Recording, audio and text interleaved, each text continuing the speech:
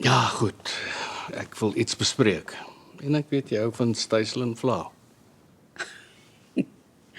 Jy lees my soos 'n boek. Maar ek's bly. Ek verkies eerlikheid. So?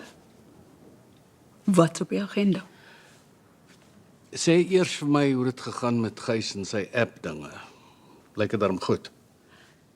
Wel, die fondasie is gelê, maar daar's altyd ruimte vir verbetering. Ek het notas gehad. Natuurlik het jy. Was hy daarom te vind daarvoor? Was dit ja? Het geluister sonder om moeilik te raak. Wat die eerste is vir Gys.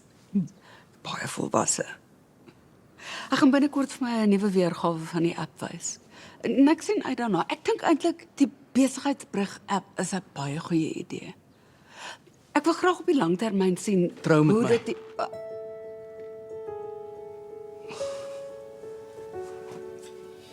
Ek is lief vir jou.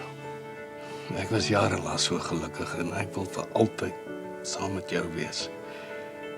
En ek wil, soos Abel sal sê, 'n ring op daai vinger sit. waar presies is hierdie ring? Nou, as jy ja sê, kan jy kry net wat jy wil. Ek weet dis wat jy in elk geval verkies. Jy's 'n vrou wat weet wat sy wil hê. Inderdaad. So is dit 'n ja. Ja, Frans.